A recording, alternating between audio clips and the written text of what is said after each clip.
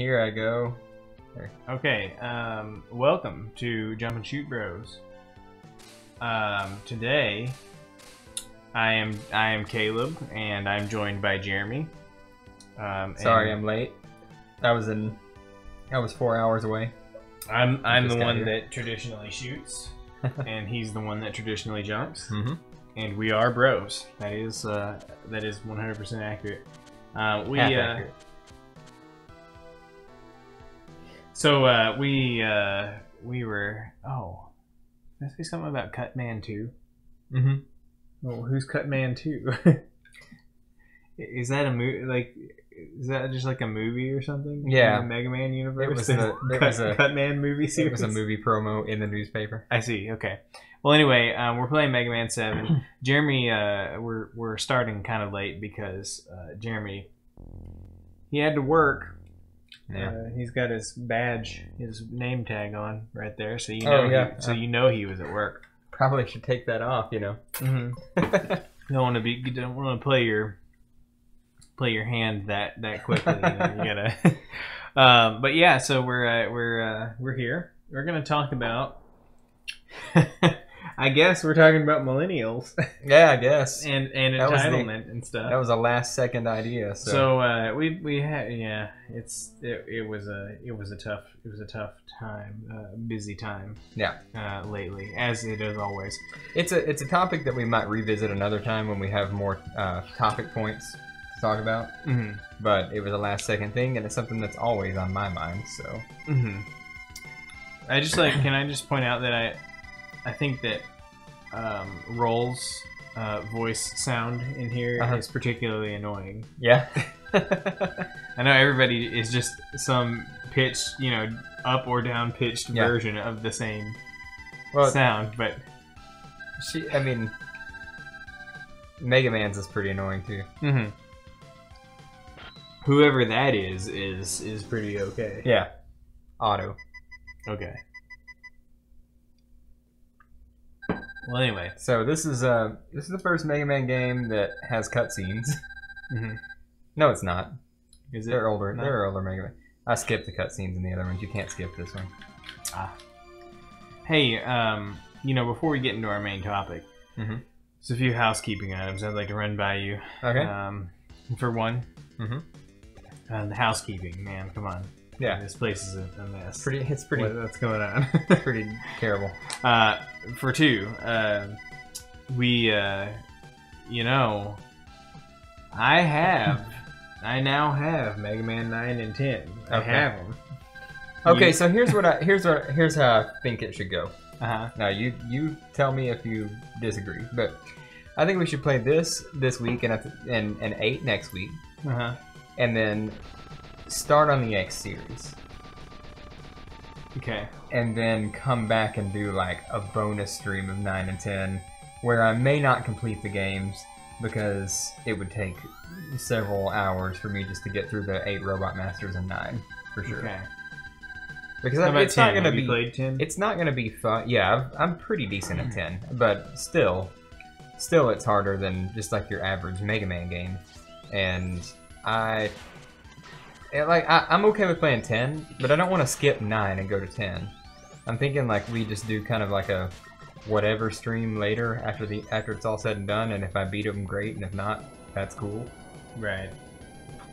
I know that I can beat all the Mega Man X games, except maybe 6 in a timely manner. X6 is pretty tough. Well, I'm just gonna check on the stream audio. Sure. Yep, sounds like audio to me.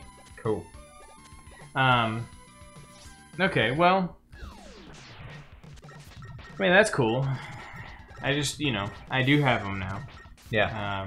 How do you have them? I got them on my PS3. Oh, okay, cool. Speaking of that, some future upcoming events I'd like to suggest to you and see if it sounds like something you'd be interested in doing on a later stream. Okay. So that anybody watching will know that this will be something that we may be playing in the future. I've also got Shovel Knight. Oh, sweet. And have you played it? I have not, but I know it's a really good game. My God, Jeremy! I played a little bit of it yesterday. Yeah. It is the funnest. It's like a NES. I told this to Jordan. I said, Jordan, it's like an NES game if NES games were fun. I mean, they're similar to Mega Man games, aren't they? It's a similar kind of platformy good time. I mean, it is definitely a platformer. Mm-hmm. But you know, you're not doing any shooting or anything like that. You're jumping around. You can like pogo stick around on your. Yeah. You're smacking things around with your shovel. You know. Well, it's a DuckTales remake. Okay. No, it's not. But have you ever played the DuckTales game? I can see how DuckTales was probably an inspiration for some of the gameplay, though. Yeah. I mean, because it does have some of that swinging the cane around and pogo sticking around the cane. Yeah, there's definitely those kinds of mechanics in there. Right. But yeah, no, it's like through and through feels like an NES game. Only it's like the controls are really responsive and it's super satisfying to play. Mm-hmm. And it's hard, man. It's kind of hard. I've heard that. But you know what happened though? When I beat one of I beat several bosses actually so far, but like the experience that I got was like that rush that you get whenever you've really achieved something, you know, because I'm fighting, who was it? One of those knights. Plague Knight? No, not Plague Knight. Although I did have a great time fighting Plague Knight. Yeah. But oh shit, it's the first one that you fight. I can't remember what his name is now. Ghoul Knight, Ghost Knight, something. Anyway, so is it a stage select type thing? He throws a scythe around. It's like a Mario 3 style overworld. Yeah. Where you have different areas that are locked off by like beating a boss or going through it or whatever, but then there are also other little areas you can go to as long as they're within the path that's unlocked. Right. So it's like a various different little pathways you can go around, but there are specific tasks that have to be accomplished before you can progress after a certain point. And it's great so far. I'm having a great time with it. The other nice thing about it is it's got co-op, so we could do co-op play if you were so inclined. Okay. And I think that'll be a real fun one. I'm inclined. But yeah, so that's really all I had to say. I'm really excited about Shovel Knight. I'm down with it. I know it's like I'm like what 4 years late right. to the party on Shovel Knight. But I'm way late. The only thing I wasn't late to the game on, seriously, was Doki Doki Literature Club, and I think still I was late to the game on that because it came out in September and I started actually caring about it in like November. Yeah. But as far as other indie games, freaking Undertale, like 3 years after it was released is when I got it, and I still haven't beaten it. Yeah. So. Yeah, I never even played it. Yeah, the trouble is, I watched the Game Grumps. Well, not Game Grumps. I watched the Steam Train playthroughs, both the Genocide run and the Pacifist run, and I was like, "Well, that's all I need. I know everything there is to know." There's still a lot of hidden Easter eggs and stuff that you wouldn't have seen on just the initial playthrough. But yeah, I mean, but the trouble is to get the gist of what the game is, sure. The trouble is that, like, in order to get anything that you didn't get by watching those 2 playthroughs, you would have to play it several times. Right. So it's like, and the problem that I have is that I feel like I've experienced enough of it that I wouldn't want to play it. Right. You know, honestly, I haven't watched full playthroughs of that game. I've watched enough, like, hidden secret videos and Easter egg videos to know the basics. Yeah. But I don't know 100% of what that game is. Yeah. I mean, I watched both of those playthroughs, so yeah. I got to see them. Did you find? Did they find W.D. Gaster? I don't think so. I don't think that was actually at the time. I don't think that was actually like a big thing. Yeah. Because I feel like that was something that was found in some hidden code. I think there's like a 0.1% chance of you encountering his sprite thing. Like it mentions him throughout the game. But for you, like, there's a very, very low chance of you actually seeing him. Like, extremely low chance of you seeing him in the game. I see. Well, yeah. Regardless, I don't recall them actually talking about him. I mean, I know about him because you know, everybody, you watch enough videos about Undertale. Yeah.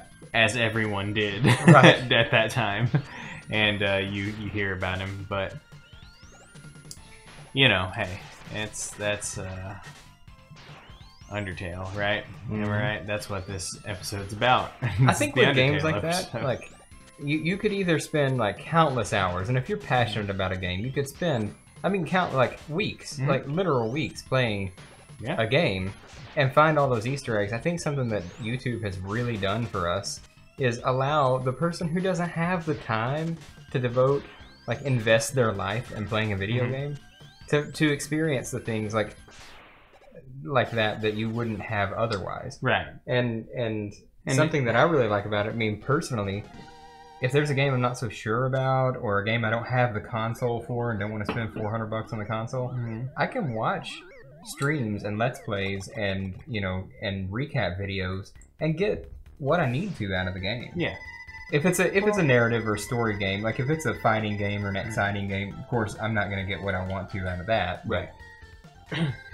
Well, I mean, and that's a very millennial way of thinking about things. You know, if you really think about it, it's you know, feeling entitled. That you're entitled to those Easter eggs and all that information and stuff, but you don't want to actually put in the work to get it. But the thing is, like, and so I wouldn't be pissed off if somebody else didn't do the work and I didn't get to reap their reward either. Well, sure, but you wouldn't know that it was there in the first place. So I think it's different, bro. Ignorance is bliss. No, I think that these are related. Yeah. So I think it was an appropriate, you know, observation to make, to be honest. Because I've actually thought about that in context of this conversation, as not this one we're having right now, but this kind of concept of, you know, entitlement. Because people, like, technology has made it to where that it is a lot easier to feel entitled to things that otherwise, in a technology vacuum where you wouldn't have had YouTube walkthroughs. Of everything, where you can just see a game played and not even have to play it, you wouldn't have ever even thought of that being an option for you to do. Sure, I get that. So, but see, if it was, you know, 10, 15 years ago, you just lost your chance to get an extra. I know. Which I'm really gonna need later in this game. By the way, lost your chance to get yourself an extra one man. Okay. Anyway, what?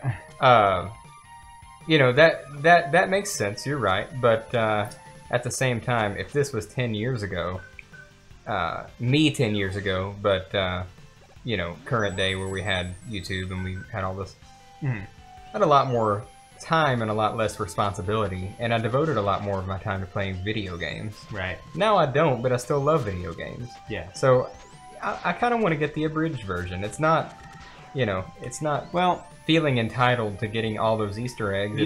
I just watch whatever somebody posts about a game I'm interested in, and that's cool.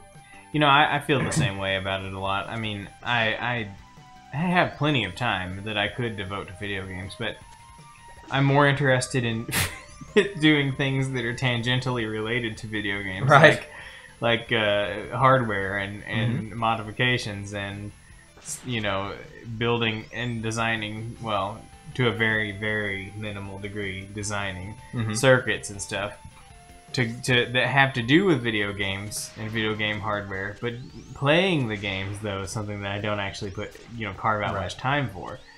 And so, like this Super Nintendo we're playing on right now, for anyone who is aware, who might potentially be aware of like what's going on in the like, I don't even know what to call it. The hardware, the retro game system hardware development scene. You know, anybody who's in that scene is aware of the open source scan converter, which is what we're watching this on right here. It's going from the Super Nintendo through RGB to the open source scan converter, and then to this TV. Well, I mean, that's cool. Right. It's cool. Mm-hmm. But I built that open source scan converter. Like, Oh, yeah? I bought a bare circuit board and all the parts and assembled it. Nice. And like soldered everything to it. And it took several hours. Yeah. But anybody who has an open source scan converter and a Super Nintendo knows that the Super Nintendo has a problem where it puts an off-spec video output that causes problems with certain capture cards. Mm-hmm. So I had to build and install a custom chip that was designed by the same guy who designed the open source scan converter to fix the Super Nintendo's video output and make it more standard, and I accomplished that this morning. Okay. So the only reason we're playing on real hardware is because I got that fixed this morning. Right. And that's what I did instead of playing Shovel Knight. Even though I played a little bit of Shovel Knight and had a lot of fun with it and would have wanted to play more, I used my time for other things. And yeah, that's life for me. Yeah, that's how many lives do I have? I got 20. Okay, cool. Yeah, that's you know, that's to me. I've got a lot of things I want to do, and I do some things with my free time. I don't do as much with my free time as I should. And we talked about this last week. You know, I'm getting better. I'm being more shit. Hold on. I wanted to do a glitch here. And there's a pit of death in the there boss. There is. It's very handy for when you forget to do the glitch and you want to come back and try it again. Okay, well, check this out. Well, I'm just saying though, like, has there ever been like insta death Storm pit Eagle, in the... which came out about the same time that this did. You can fall off the side of Storm Eagles? Yeah, it's an airship in the air. You just slide right off. That's the whole point of his wing flap and the storm tornado is to push you off the side. Though, but it's such a large battle arena that you don't even really risk it. If you're any good at the game at all, you're not going to fall off. Right. It's same here. Oh, so it's a larger arena. It's not just that. Yeah. Oh, box. yeah. Okay, I was thinking that's like a quarter of the potential floor space. No. Okay, so check this out. I'm gonna do this real quick, and that's why I was checking to see how many lives I have. But yeah, so this has always been pretty fun if I can get it.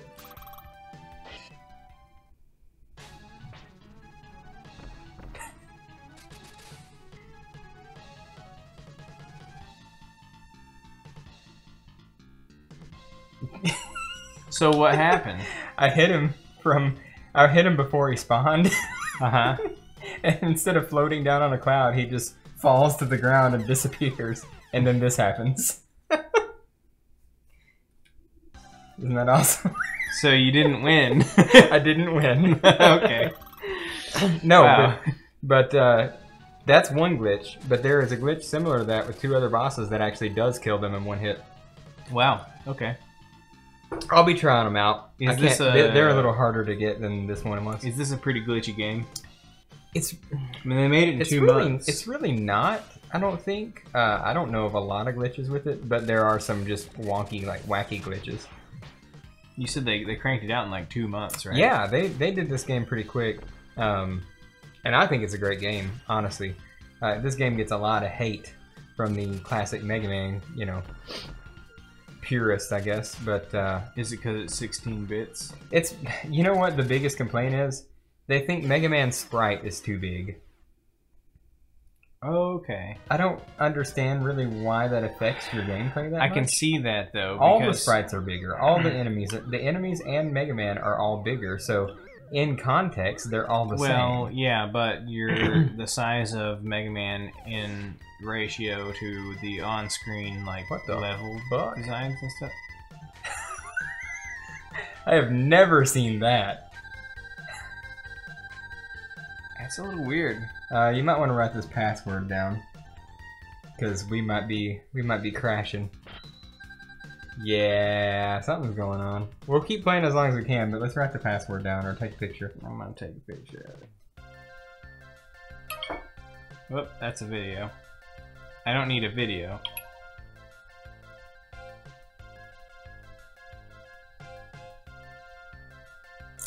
Okay, cool. Just in case.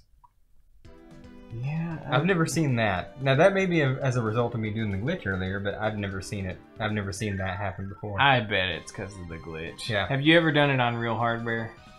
No, actually, no, I haven't. I bet it fucked something up in like a memory, like a memory table or something. Yeah, I don't know. I mean, corrupted the text. We may want to take a picture of each password. Okay, we will just for good measure, but I bet it's some oddity with the like RAM corruption or something. Yeah. Either that or I've got a faulty cartridge. I mean, that's entirely possible. I've never played this game, so. Well, the first boss I fought, there was no glitchy text, so. Yeah, it seems like probably because of the glitch. Because the glitch you did there probably screwed something up. Right. In the RAM. So anyway, what were we? We were talking about how this game gets a lot of crap because of the large sprites. But you know what? I think that what it does is it makes the ratio of level to like visible level area feel much smaller. Like this whole thing feels smaller. It looks kind of like a Game Boy game, actually. Yeah, I can see that. Because everything is so big, it's not really like what you normally experience on a TV. I don't really feel like I just came off of playing the first 6 classic Mega Man games over the last few weeks. I don't feel like it doesn't feel that different to me. Now, what is Mega Man 8 like? Did they change that? It's more similar to this, actually, but yes, the sprite is smaller in comparison. Like, it goes... I mean, Mega Man 8, it's just different. It's different all around. But I feel like that Mega Man sprite is smaller in comparison to this one. Okay. And that gets a lot of hate too. I think Mega Man 8 gets as much or more hate than 7, but I love that game too. But you know, for nostalgia purposes, I love the first 6 Mega Man games, but 7 and 8 were like this brand new generation of a game I already loved. Mm-hmm. And when I was 12 or 13 years old, that was freaking awesome, you know? Yeah, see that. Yeah, well then who is it that hates them though? Like, I guess. Are they like hardcore NES guys? I don't know. Like, who are these guys? I've never met one. I mean... Are they cool guys? Would you want to be friends with them? I mean, not if they're hating on some of my favorite games, no. I mean, if you are... oh, wow. That was nice save. If you identify as a hardcore NES guy, are you a cool guy or not? Yeah. I don't know if anybody who identifies as a hardcore gamer of any kind is a cool guy. What about guys who are like hardcore Donkey Kong players, though? You know, those cool guys? No. Not to open that way. Those were the cool guys of my dad's generation. Right. Although not to your dad, though. No, not to my dad, for sure, but he never played a video Mom game. probably thinks it's cool. Mom would love watching The King of Kong, I'm pretty sure. Yeah. Probably. Mom was a huge Donkey Kong fan in the arcade. Yeah, she loved Donkey Kong. She probably has like the 6th highest score on Twin Galaxies. Probably. I'm sure she's on Twin Galaxies. I've just never looked. She's probably on Twin Galaxies for Mom, who's best at doing the shell trick in Mario, in Super Mario Bros. Is that a category in Twin Galaxies? So. Look at this. Like barcodes and shit. It may be forever destroyed. Yeah, I think we destroyed. You might have ruined the cartridge. I think we destroyed the text for sure. It's gone. There's like a little battery symbol. Yeah, right. That's like a modern cell phone battery symbol. Weird. Wow. Fucking weird. Okay. Well, we'll just keep taking pictures just for good measure. Yeah, might as well. Okay. All right, so. But as far as millennials are concerned, what are millennials? Jeremy?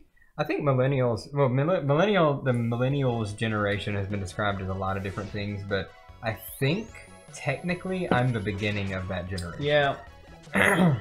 And you are definitely. I think one. if you were born in the mid '80s, yeah, up until what's the cutoff for millennials? Because I think that's over early 2000s, right? So like maybe like late '80s to early 2000s. Because I think the concept is people who are growing up through the new millennium. Yeah. So yeah, like people who are like 17, 18 right now probably would be lumped into a new generation. I think they're Generation Z. Maybe, I don't know. Who's Generation X? Is that our parents? Or is that the generation before our parents?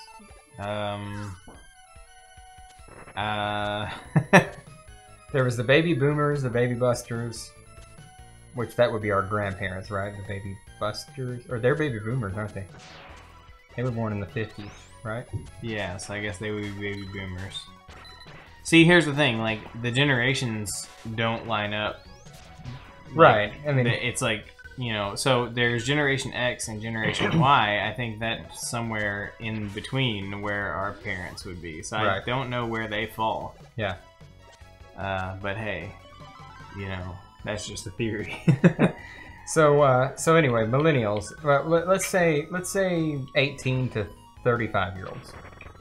Okay. Sound fair? 18 to 35-year-olds. You suggested this topic, so let's hear your thoughts, your argument, and then I will rebut. Okay. Your argument. I mean, you know, what are we arguing? I mean, originally you brought it up, so. I originally said entitlement, or the feeling of entitlement. Well, what about it? Well, you know, this kind of goes back to what we've talked about a few times, but looking at our generations past and where we've come from and where we are now. We came from, you know, our great grandparents who thought that debt was a sin, to our grandparents who, you know, had things like mortgages and whatnot. Yeah, and then our parents who, you know, basically borrowed on everything they possibly could, but didn't. I'm gonna have to go all the way back to the beginning for this. Oh wait, this might work. Nope. You know what? There you go. That'll work. That'll get you back to the beginning real fast. So anyway, and then there's our generation, the millennials, who not only borrow on literally everything. I mean everything. I listen to the Dave Ramsey show a lot lately, and there are people who call in who like borrowed on a dog, like financed a dog. Okay.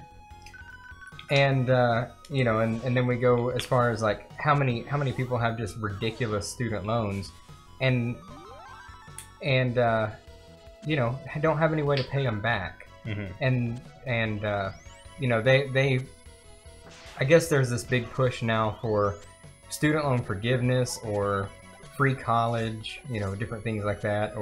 And one of my friends who I guess used to be pretty level-headed, but now it's just very, very liberal. And I don't know what happened, but I see his posts on Facebook now that are just outrageous sometimes. And he posted a thing the other day that said it was a meme type thing, or just like one of those. It's not doesn't have a picture or anything. It's just a block of text. Sure. And it said rent. My rent is $13.41 a month. Car payment $465 a month. Student loan payment $380 a month for the next 15 years. I also like to eat. It's like, well, okay. First of all, you don't have to rent something for $13.41 a month. Right, no. You don't have That's more than we pay for this house. You don't have to have a car payment if you just want to pay cash for a car. You know, or save up, buy a cheaper car. A $400 car payment is a brand fucking new car. I mean, when I bought my truck, got a good deal on it. Yeah. Bought my truck new. I was paying $214 a month. But that's brand new. And like, you know, my first car was given to me was a $1,500 Jeep Cherokee.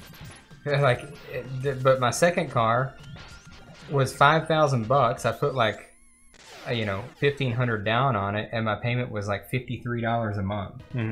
Like $400 a month car payment, and you're putting this on Facebook as if like this is everybody's plight in life. This is just the way that it is. And then at $380 student loan payment, well, fuck.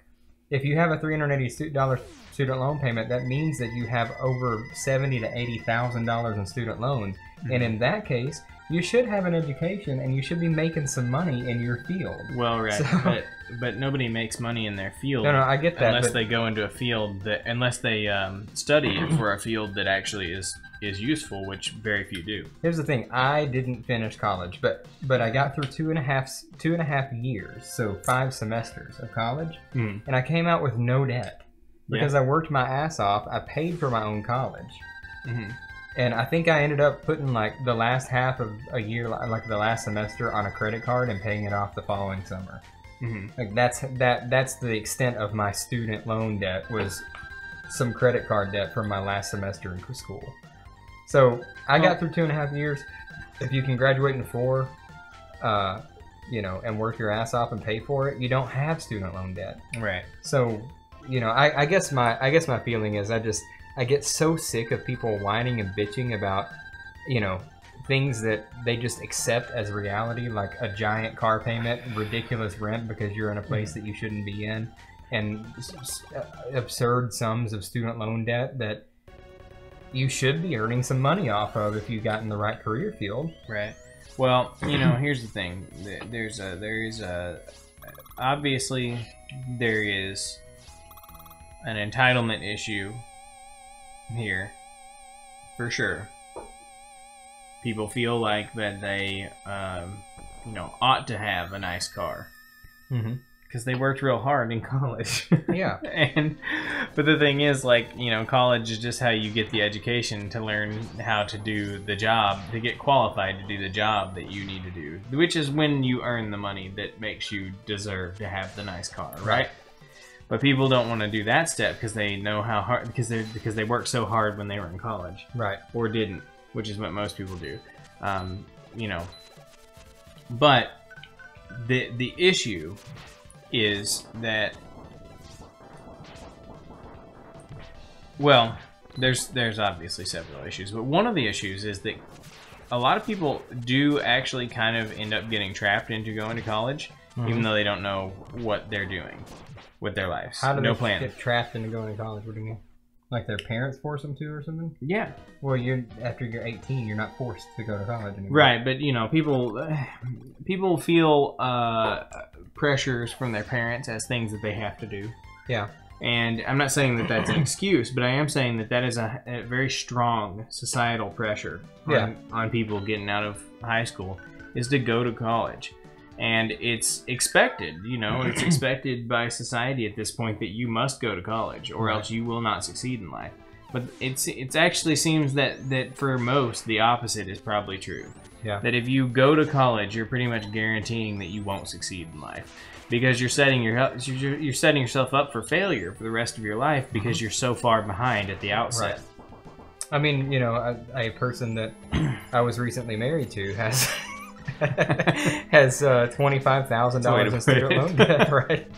Well, I wasn't going to mention her by name, but has $25,000 in student loan debt, and she's not even working in her well, she is working her field. She's not using her degree, and that's she's doing work in the same field that you would be able to do without a degree. That's and right. that other people are doing without a degree. Right.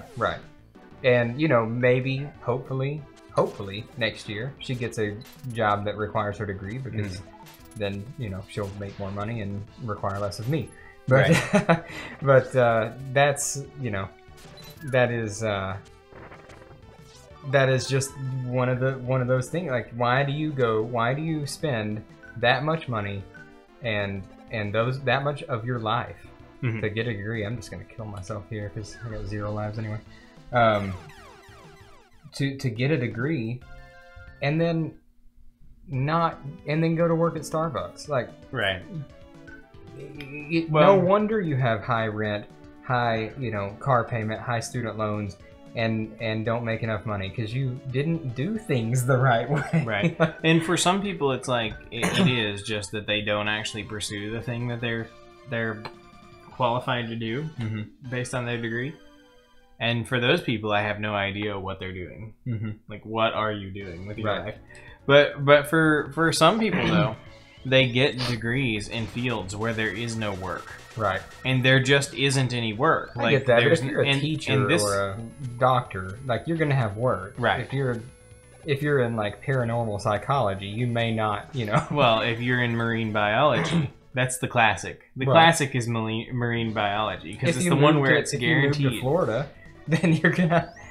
Even in places where they are doing marine biology, it is an extremely tough field to get into because there's just not that much work to do. Right.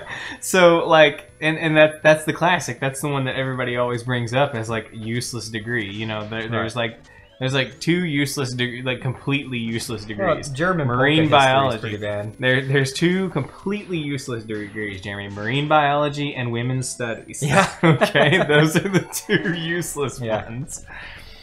And it's just, you know, but that's not, you know, that's not even fair to say, because there are a lot of degrees. The MBA. Mm-hmm. The MBA is the most useless degree imaginable. What? Because everyone has one. Well, not everyone. Everyone has one. Hey, man, I disagree, man. I cannot tell you in my recent job hunt how many jobs say, you know, MBA preferred or MBA required or, you know, bachelor's degree in marketing or sales with an MBA preferred. That's because they know everyone has one. I guess. I mean, no, I'm just saying. I don't think it's a useless degree. I think you can get it's a lot not of useless. opportunities. It's not useless, but it doesn't differentiate you much. Right. That's the thing. The MBA, nobody's gonna look at your resume and say, "Holy shit, you got an MBA." Yeah. It's like that's the default thing you get if you don't know what you're gonna do with your life, but you know you're gonna be doing something in business. You get an MBA, but it's not a major differentiator. You're not gonna blow anybody's mind because you have an MBA. So, I mean, it's probably a safe one to get, but the market is flooded with people who also have an MBA. So it's not like your ticket to, it's not your ticket to an easy life. It's not, no, not necessarily, but I mean, somebody like me with all my sales and business background with an MBA would be awesome. Like, well, sure. I'm thinking about finishing my bachelor's and getting an MBA because you would have a lot of other qualifications that having an MBA would go well with. Right. But for people who are just like going to school to get an MBA so they can get a business job, no. If that's your only qualification is that you have an MBA, it doesn't really mean anything. I think a proven professional who goes back to school and gets an MBA has a lot more value in the marketplace than just a recent college grad who got their MBA. Absolutely. And then a recent college grad who got their MBA can make themselves valuable by doing other things and working their way up the ladder. And when a job opening comes open in their company where they require or prefer an MBA, you're going to be first on the list. Right. But I think a lot of problems that people get into is that they can't find a good paying job doing anything on any aspect of the tier of advancement. So they just go do something else because they're like, well, I might as well just do whatever because I'm not going to get paid well either way. Right. And they never advance in a field that they would actually have, that their degree would be useful for. Right. I know you said, you mentioned the Starbucks thing. I know a guy who went to college, a guy that I went to school with, who went to college, got an MBA. Couldn't find any decent work doing that, and then proceeded to work at Starbucks for 6 years. Yeah, see, that's ridiculous. He was a barista for 6 years. There are sales jobs everywhere. I know. If you have an MBA, you can get a good sales job. I know, but he wanted to be in some sort of business administration or a big shot of some sort. You can't, and because you have he wasn't to start in sales to be he wasn't able to be a big shot with his degree. He just was a barista. Yeah. He's finally moved on. I think he's in law enforcement now. Also not MBA. But, right. You know, whatever. That's not a problem. I'm just saying, you know, it's just like, and that's fine. You know, I'm sure he's got ambitions in law enforcement that he'll probably end up actually succeeding there. Right. But still, there was that intervening time where he was just working at Starbucks forever. Right. And like that's a real thing. Yeah. That people do, and I don't understand it personally. I mean, something like an MBA can be very good for someone who's looking to be promoted from within a company, or someone who is looking for a specific job. For instance, I'm in sales. I could do sales jobs all day long. I could get a sales job all day long. But if someone's hiring for sales manager or territory manager or something like that, they're looking for somebody with an MBA. Sure. They're not looking for somebody who's just been good at sales before. Because they want not just the qualification that you're good at sales, but that also that you might know something about administration of some sort, and that'll make you better at all the other stuff they need you to do. We're gonna have to backtrack through this level too. Nah, you know what? Screw it. I don't need beat. He's not as good in this game as he was in the other one. They don't want you to be a Michael Scott, right? Right. Yeah. A manager who was good at sales and sucks at managing people. Yeah. So, or some other managers we've known. Yeah. They don't want you to be a... Yeah, never mind. On the off chance that they ever watch this. Well, it's just not a good idea to go there. But anyway. I was going more the fuck shit route, but Yeah, that's where I was going too, but you never know. It's not a great idea. Anyway, regardless, look, the point is that, you got to make good choices. You can't just go to college and expect that your life is going to be, handed to you on a platter. Right. You still have to make good choices. And really, it starts with making good choices before you go to college. Before you go to college, you need to find out whether or not you need to go to college. Right. Like, that's an important question that I don't think gets asked enough. Hey, you know what though? I gotta say, and I'm not saying by any means that you have to go to college. You can make good money outside of college. But I will say, lately on my job hunt, I've been coming across a lot of things that kind of interest me. That I would need a college degree for. Right. And now that I'm 32 years old and I've dabbled and I've made my money and I've done some good things and I know that I can make money without a college degree, it may just be some kind of like a self-actualization, life-affirming type thing, just to go back and get a degree and do something I really enjoy. Well, sure, but here's the thing, Jeremy. I would actually say that's the way you ought to go. Yeah. Unless you have a clear vision of your life whenever you're 18 years old, which nobody does. Right. Well, most people do not. Well, most people don't. I think a lot of doctors and lawyers would disagree. Right, with that, and those are the kinds of people who need to go to college right off the bat. Yeah. Because they need to get into their field as quickly as possible and, do their thing, because that's how it works. That's getting into those fields. You need to be young. And people who have figured out that they want to do something like that with their life, those people need to go to college. Yeah. But if you haven't figured out a clear vision of your future whenever you're that age, you don't need to go. Don't go. Wait. Go get out there in the world, do some stuff. Make sure that you understand what work and life is going to be like for you. Then go to college. Right. Once you figure out where you want to go and find out what you need to do the thing you want to do, go to college then and get the appropriate, degree to actually help you in that. Because I don't know, like what is the point of going to school without a plan? Right. And so because you're going to get qualifications for something that you don't even know what it is. Right. The big problem though is, and this really is a big problem for me, I finally found my way in life after several years of struggling through what I want to do. And I may still want to go back and get a new career and actually go to school and study in a certain field. It may happen. It may not happen. I can't tell you if it's going to or not. The biggest problem is, as with me and with most people, which, I'm going to get my life together to a point where I've got very, very low expenses, where I don't really need a lot to live on. And that's going to be a great situation for going to like night classes or something to get my, bachelor's degree. Right. But for most people, they go straight to college because they're used to school. It's what they've been doing all this time. They don't have a family. They don't have a lot of responsibility. They go straight to college, they get their degree, and then they get out in the workforce. Right. And whether that's good or bad, for somebody like me, and especially somebody who, you know, is not in a financial position or is in a position where they've got a family to support solely or whatever, going back to school is not an easy thing to do. And even for me, like, even in my situation where I'm a single guy and I've got my kids 2 to 3 days a week, and, you know, I'm going to get my expenses to the point where I need very little to live on, still it's going to be difficult for me to go back to school. Well, sure. If I do end up going back to school. So you said that's the way it should be, and I agree with you to a certain extent, Well, but okay, for most people it's not practical. Success in life isn't.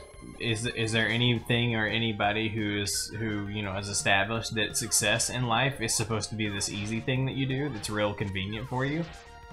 Well, I didn't say that anybody is expecting it to be easy or convenient. What I'm saying is that most people follow that track because it's the natural progression of things.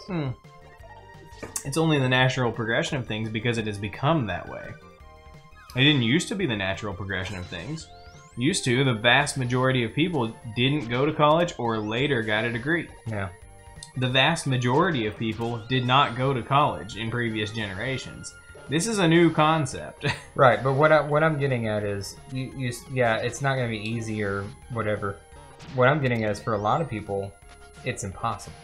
They have a dream to do something else that they want to do, but they are a single mom or a single dad or a family person who, you know, their family relies on their income. They can't shell out the cash that it would take to go to school and take off that amount of time of work and survive until, you know, 4 years later when you've got your degree. What would be stopping you from getting student loans? Well, I mean that's a whole different subject that I'm 100% against getting a bunch of student loans. Here's the thing though. If you can't afford to, if you have a clear vision for your life, and you know that you will, if you get your schooling and you can get into the field you want to be in, that you can pay back those loans, then is there not an argument for, as an adult, making the decision to go that route so that you can pay for your school? If you wanted to ask me, is it smarter for an adult who has a clear vision for their life to go to school with student loans than an 18-year-old person who doesn't have a clear vision? I would say definitely they have, like, you could even call that like an appreciable asset. Like that is an investment in your future that's going to pay off. That's my point. But me personally, you know, I've always disliked debt, but I've developed an acute disdain for debt in the past few years, and to the point where, here's the thing, even the idea of me going back to school, I'm gonna save and pay cash for it, because I just can't I can't imagine wanting to go several hundred, tens of thousands, if not hundreds, in debt. Well, but here's an important question for you, and I think that people who think more like think of it more as an investment in themselves is to say, well, how much opportunity cost is there in delaying getting into school and getting your degree so that you can get into the field, so that you can start making your way? What's the opportunity cost there? How much potential progress and how much potential time in your life as you get older that you could have been getting further in your new career would you lose by waiting to save up that money first? I guess the way I see it is, like, if you are already on the course or already completely debt free, and the only debt you were going to have was your student loan, and you had a resolve to pay that off immediately after you got a job in your field, then I don't see it as being a terrible thing. But most people let that $300, $400 a month student loan payment hang around for the rest of their life. Well, sure. And, you know, at 6, 8, 10% interest, they're just throwing money away every month. Right. That otherwise, that's a $300, $400 bill each month they wouldn't have. That could have been going to your mortgage. Right. Well, you just wouldn't have had that bill. So unless you're making an average of $6,000 or $7,000 or $8,000 a year more than you would have, you're basically breaking even for going to school for 4 years. Well, I think the hope would be that you're making more, that your move into a career that would come with the schooling that you're going to be getting would be gaining you more than $6,000 or $7,000 a year. That obviously that would be the hope, but a lot of people, I mean, if you're making 50 and you go from 50 to 60, for a lot of people that's a big jump. For me, sure. I wouldn't go to school for 4 years for a $10,000 increase, but well, that's why it would be a value judgment you would have to make as an intelligent human being. Yeah. But I mean, I think that everything I'm arguing for is based on the notion that at some point you end up understanding what, and this is not true for everybody, but at some point you end up being old enough and smart enough, having experienced the world a little bit, to understand what needs to happen and how to plan your life a little bit. And that may be too much to ask, but yeah. But that's not my argument. I'm not arguing for people who are not intelligent enough to do the simple math to find out whether or not it's worthwhile. Right. I'm just suggesting that, if you do work out that it makes more sense to you, then I don't see why there should be any demonizing of it, because I think that debt is not evil. I don't think debt is evil in and of itself. Yeah. I think that the way you use it and the amount of it that you have is the part where you end up, running afoul of what is morally acceptable. And I think that, obviously I've been there and, taken on more debt for less good reasons than there should be. And I'm not doing that anymore. That's kind of the whole trajectory of my life at this point. Yeah. Is to not be doing that sort of thing anymore. And to try to cure myself of the millennialism that exists within me. Well, I'm not going to, criticize people who go to school and damn it. Anyway, I'm not going to criticize people who go to school and spend, and get some student loans. I understand, you're doing that for a reason, especially if you have a clear focus and a clear purpose for your life. I mean, the thing is, $200,000 in student loans to a doctor or to a surgeon or to a freaking, nurse anesthetist, or not nurse practitioner, or it's a nurse anesthetist. I can't say that. I'll never be able to say that word. I don't know what it is. Anesthetist? I don't know. Go continue your thought. Anyway, who's gonna make $250,000 to $300,000 a year? Okay, that's a worthwhile investment. Only you though, can make that happen. Only if you are going to pay those stupid things back, and not just obviously you're gonna make it fine if you don't, but why pay $800 a month for the next 25 years that you're making $200,000? Why not just get rid of that? And I guess that's the way that I feel about student loans. If you've got a clear vision and you've got a career path that's going to make you several, hundreds of thousands of dollars a year, that's great. And whether you pay it back or not early is up to you. But if you just go to school just 'cause, then don't go into student loan debt for it. Right. Go make some money first. Go learn who you are, what you want to be.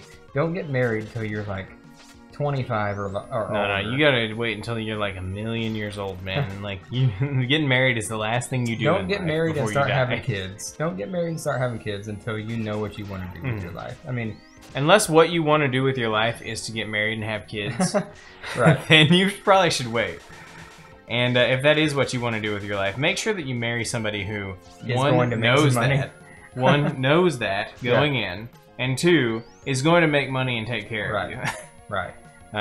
There's nothing wrong with being a housewife or house husband. I mean, hey, you know what? I'm not going to judge. If a woman is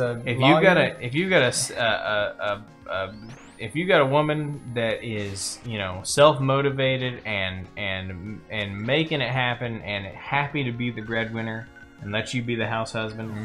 man, that's fine. You can do that. I don't respect it from your perspective specifically, but you know, that's fine though. It's not a problem. It doesn't create. It doesn't create a fundamental. It doesn't create a fundamental problem. Yeah, I don't have a big issue with it. No, I don't have an issue with it. I just don't respect it from a perspective of being a man and looking at you and being like, look, there's a natural order to things. And I'm not trying to say that women can't be the breadwinner. They can. I mean, if they want to pursue that, I mean, more power to them. But there is a natural order that you're basically tossing off and saying, I don't want to be the man, you know? Right.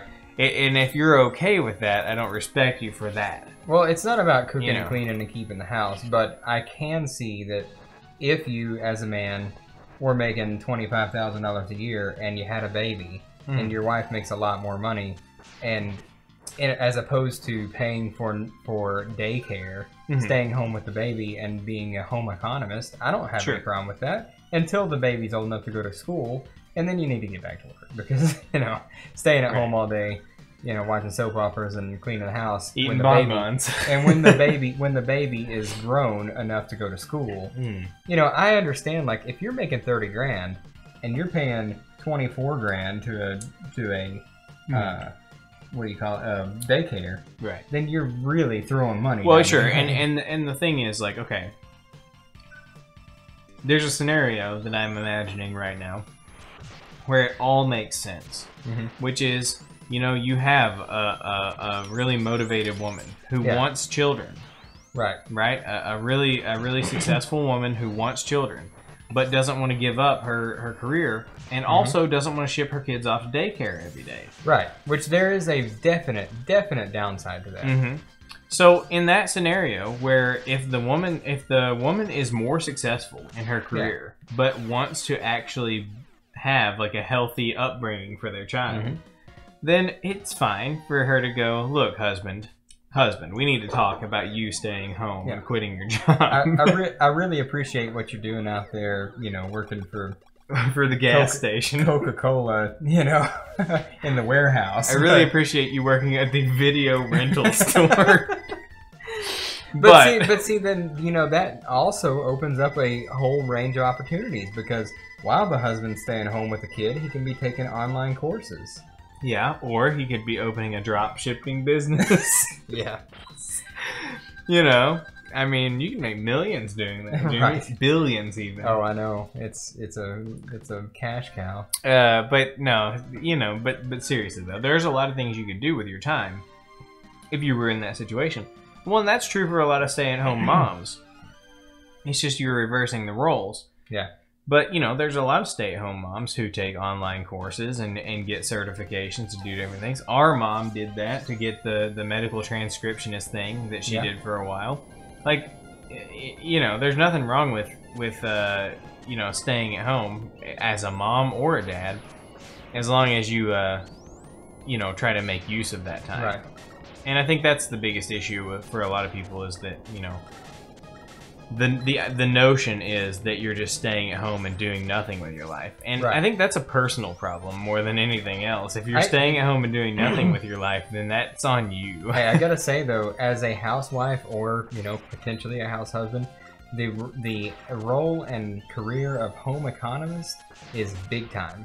I'm talking about the difference between a hectic life where both parents work and picking up the kids from school and going to soccer practice, whatever else, and then grabbing McDonald's on the way home because they're too tired or haven't gone grocery shopping, compared to a parent, one or the other, who stays at home, clips coupons, goes to the grocery store, buys on sale, and cooks dinner. It's not exciting. It's not exciting to think about, but it is practical. No, I mean, it's a legitimate career when you think about how much money you save over eating out 3 times a week, 4 times a week. And, instead of getting a housekeeper, someone's cleaning the house. And instead of going to daycare, someone's there to take care of the kids. Like, there's a ton of money to be saved if one parent will take on the role of home economist. It's a real job. Now, it's not a paid job. It doesn't feel like earned income, even though it is saving the money. Really it's just that's all a perception thing, though. Right. And it's not glamorous. Right. But And you could, you know, to make it less demoralizing or whatever for a man, you could make that your job role at this time, not for the rest of your life, but at this time is home economist, and you're going to make sure this house runs smoothly. Here's the thing: a lot of people, and this is something that I've been arguing for a long time. You've heard me argue it to you about how relationships should be a transactional thing. You know, it should be easy. It should be easy because there should be an understanding that two people have entered into an agreement to make each other's lives enriched by one another. And they should be able to sit down and have an adult conversation that says, look, we need to do the most practical thing for our family, for our future right now. And the most practical thing for our future may mean that you're not working right now, but I am. Well, see, that is the decision that we made a long time ago when we moved back to Jonesboro, is that she would stay home with the kid at the time, the one kid, and I would work, and she would basically be Laura Petrie. If you don't get that reference, it's from the Dick Van Dyke Show. No, don't get it. Housewife, basically. Okay. Cook, clean, take care of the kids, you know, go grocery shopping, do all that. Well, I didn't get that. Okay, well, hold on. You know, here is a if I can get it, this is a good one. Okay.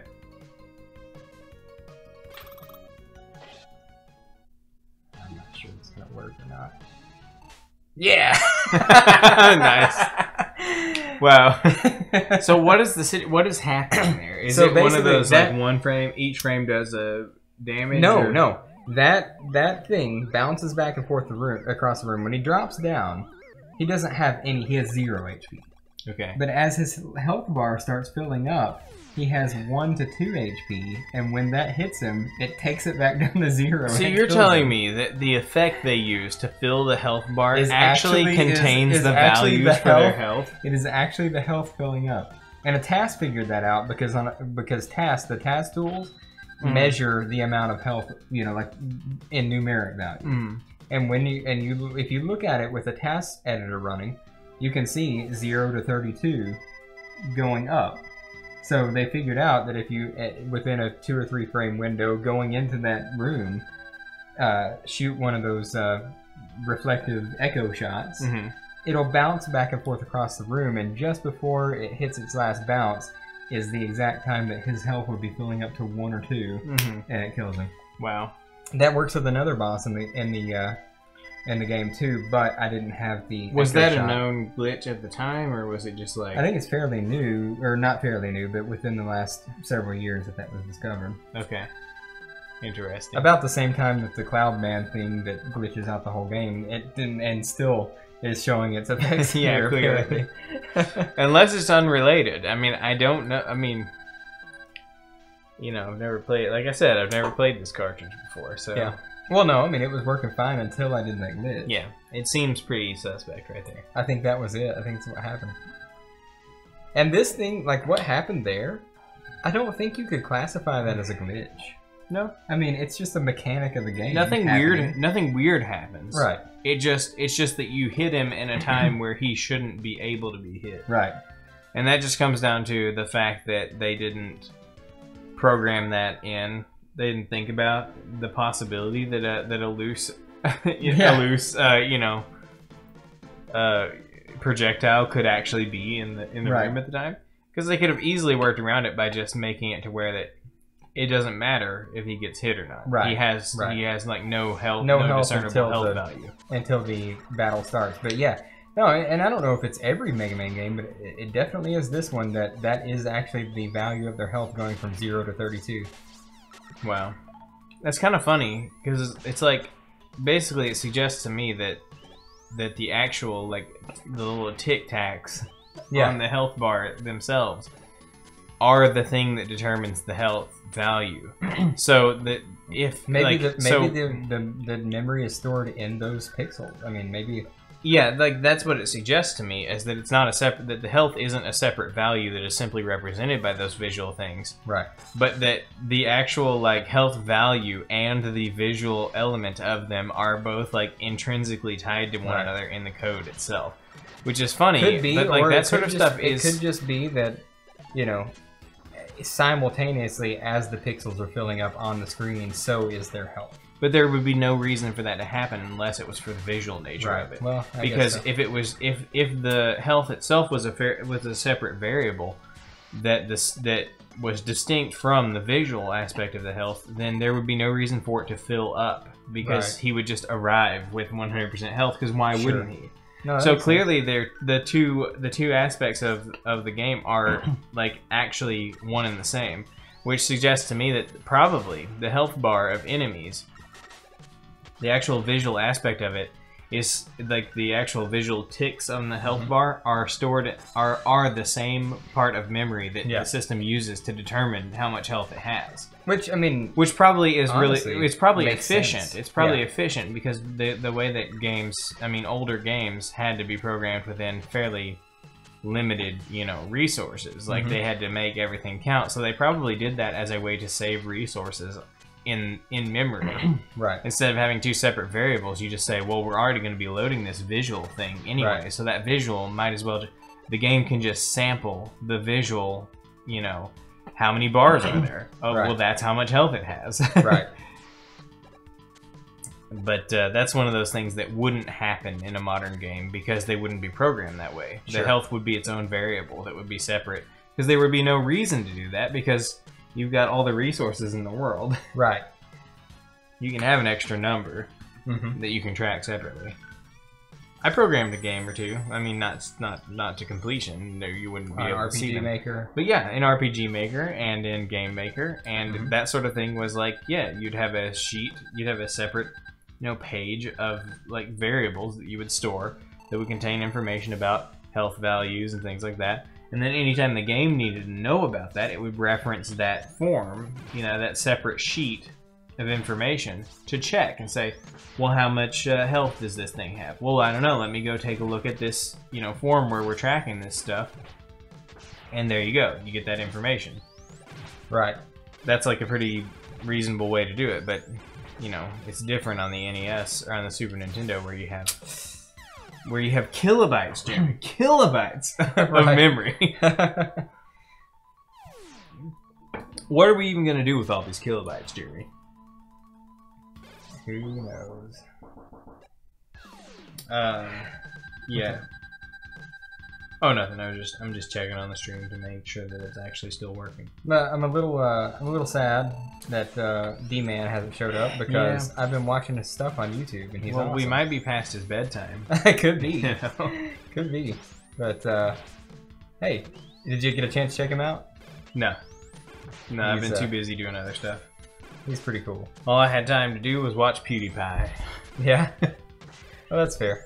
That's all I do anymore, is I just watch PewDiePie. I do not remember this being this hard. What? Just fighting Bass? Fighting Bass, man. I mean, man, Bass is my favorite. So far, character. I'm actually having trouble. Wait. And I don't remember this being like a tough fight. Oh, okay. I see what's going on here. What? So your health, for whatever reason, is listed under the Mega Buster. Oh, yeah. Why? They started doing that later in the series. I think X6, regular 6 is that way. Really? Yeah. It's misleading. Because you're thinking, I don't know. Wait, how much power do I have in my Mega Buster? Right. Well, I can run out of that? Yeah. Well, sure, when you die. Most people figure that out after a while. Well, sure, I figured it out after looking at it for a few seconds, but for the first couple of seconds, I was really confused. It's like, wait, the Mega Buster has health? No, it all makes sense. But yeah, so Gutsman 2.0. Millennials, man, like fucking get over yourself. Yeah, right. I mean, no. Look, there's a lot of systemic problems here that have led to the creation of the millennial. And a lot of it's over my pay grade to talk about.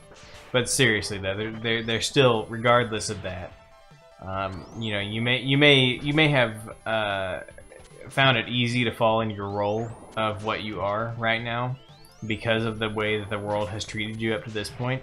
But you can still, just like every other human being in the past who has taken control of their lives, do that, get your mind right, and just like take care of yourself. You know, like, man, I got a $400 car payment. Well, there's an easy solution to that. It's called sell your car and get a cheaper one. That drives me crazy. The people who think that, like, the people who struggle for money day in and day out, the people who live paycheck to paycheck and think they have to drive the latest year model of car. Right. No fucking wonder, because if that is the pattern that your life follows, there is no wonder you can't. It's no wonder. Like, just the car thing is problem enough, but that's the pattern that your life follows. Right. Therefore, you're also the kind of person who goes to Rent-A-Center because you can't afford a refrigerator, and you pay $35 a month for your fridge. Yep. I was just talking to a fellow that I know a little while ago, and he said, "Man, you know that it's a payment world we live in. It's a payment society, and if I can afford the payment, I'm like, hell yeah." And I'm just like, nope, no thanks. I said, that's the problem with our current situation as human beings in America. Yep. And he was like, "Hey, man, that's just how I feel." Well, 10 things that are $90 a month a piece are $900 a month, and that is so debilitating to wealth building. It's just ridiculous. Right. So, I mean, I've always been the kind, like, you know, years ago, I stopped buying cell phones on contract, and now they don't even really do contracts anymore. They do payment plans, but that makes it even more clear. How much of money you're wasting. Oh, yeah. And how much you should not do that. Oh, yeah. After I paid my phone off, my phone bill went from $192 a month to $40. So like, every phone I've bought since 2011 or 2012 or so. Yeah, that probably like 2011. Every phone I've bought, I have bought outright, either used or new, but I've never bought a phone on contract or through a payment plan since then, because I realized that it's a huge waste of money. And I said, you know what, I can suck it up and pay the full price right now and save a bunch of money down the line. And that's what I do. But nobody does that but me. I'm the only person who does that. What most people do is return their phone back to the company after 2 years when it's not even paid off yet. Roll whatever balance, you know, plus the phone that you didn't even get to keep after paying for it for all that time. Right. Take the phone that you paid all that money for and you don't even get to keep it, plus the fact that you didn't actually pay it off, so you're rolling some money into the next contract. Every 2 years, get a new phone. You know, I paid for my phone a year and a half ago, and I still got it, and I'll probably still have it until it completely is unusable. Right. And then I'll sell it and get money out of it. And then I'll go buy another phone for cash. Meanwhile, my payment, or my monthly bill, is $40 a month instead of $150 a month. Yeah, and that's the sort of thing that, you know, just people just don't do. They just don't do it. I mean, think about our aunt and uncle over on the compound, you know? Who buy a new car every 2 years on the nose. You know, we don't have a lot of aunts and uncles, so it doesn't like obscure like who we're talking about that much. Well, yeah, well, that's true. Just mention, I just want to bring that up. We have another aunt and uncle combo. That's true. Well, we'd have 2 more. Yeah. Well, anyway, look, I'm just saying. So anyway, our favorite aunt and uncle. Yeah, they buy a new car every 2 years. The one we like to, you know, talk about. So they buy a new car every year. I mean, Jeremy, you're making it worse. Do you know? Oh, they're not gonna watch the stream. They are probably watching our stream right now. Anyway, they buy a new car every 2 years. They buy a new car every 2 years, and I mean, who knows how much negative equity they're rolling into these cars every 2 years? Right. They have, of course, justified it like it's the smartest way to own a new vehicle, you know, all the time. I don't know. They may be leasing them. I don't know what they're doing. Well, okay, so they may be leasing one of the two vehicles Yeah. that they're replacing every 2 years, but I know they're not leasing the other one because they would never get away with it. Well, because one of them gets destroyed every time. Absolutely destroyed. what are you talking about? Oh, no. I'm just talking about her vehicle. I don't know about Sure. his vehicle. Sure. Yeah, his vehicle gets destroyed every time. I'm sure they're buying those. Yeah. Because they would not be able to return those on a lease. Right. They would be penalized so bad. Right. Because, you know, they get used for work and hunting and all kinds of things. And, you know, they get destroyed. It's yeah, not like... construction. Yeah. But the other one, I mean, they probably are leasing. Because that is actually the smartest way to own a new vehicle every single time. Like, It's not. Well, it's not. I'm sorry. If you're the gonna, math doesn't work, Caleb. if you want to live your life in such a way that you can guarantee you're always going to have a new vehicle every 2 years, and a lease is the most expensive way to own and operate a vehicle. That is absolute fact. It's not. How is it though? How is it? Because here's the thing. Because when you break it down, they don't call it interest, but it is interest. And when you break it down, the interest is something like 8 to 10%. Which is way higher than any vehicle loan. Yeah, but Jeremy, you're suggesting that after 2 years, every time you're going to sell the vehicle, and you're going to come out of it ahead of where you would be just paying the payments on a lease. Mm-hmm. But probably in 2 years, selling a vehicle, you'll be upside down on the loan. For most vehicles, because your depreciation is going to be most extreme during those first few years. Mm-hmm. Oh, I'm sorry. When you're buying a brand new vehicle, you're going to lose the most of your value right up front. I mean, you're going to lose all the value is going to be lost eventually. But you don't have that much equity into the vehicle in 2 years. Right. So, I mean, if you are on a strict every 2 years I get a new vehicle plan of lifestyle, mm-hmm. I'm not sure you would end up ahead buying a vehicle and then selling it. Well, I mean, you're right about that, I guess. And because as long as you don't go it's a over the lifestyle. mileage... Because I think it's more of like a lifestyle decision than anything. And I'm not saying that makes it a good idea. I'm just saying that if that is what you've chosen, is that you're going to always have a new vehicle, mm-hmm. then leasing probably makes more sense for that sort of person. Right. Because you're not going to be subject to that depreciation. You can basically just treat it like rental. You know, you're just paying the cost of having the vehicle. Right. And you're not ever building any equity. Which is not great. No. But if that's the way you want to live your life, I mean, I don't know what else to tell you. I don't think that any other way would be much smarter. Because if you find yourself upside down on an auto loan, that's the worst place to be. Right. I agree with that. Now, you could get yourself right side up again if you hold on to the vehicle long enough that you can pay it down enough, and it gets through the worst part of its depreciation curve. But I mean, that depends on the vehicle too, mm-hmm. because some vehicles depreciate beyond any, like, to the point that you would never be able to get out from under it until it's paid off, and that's not good. Yeah.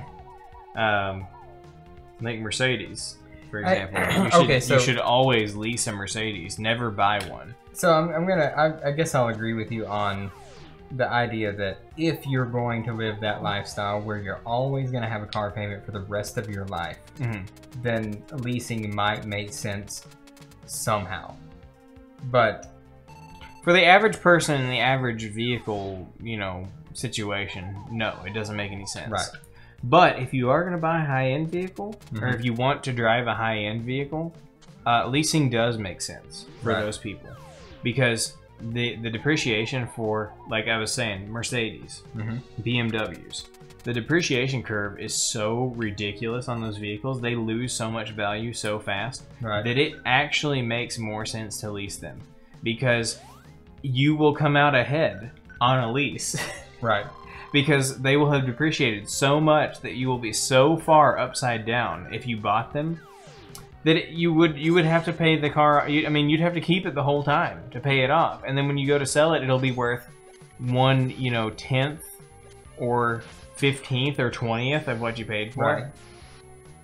Because, like, if you spend $100,000 on a Mercedes right now, mm-hmm. When it's paid off, it'll be worth $15,000. I guess the most important takeaway that I'm going to give anybody listening to this conversation is fucking just don't buy a new vehicle.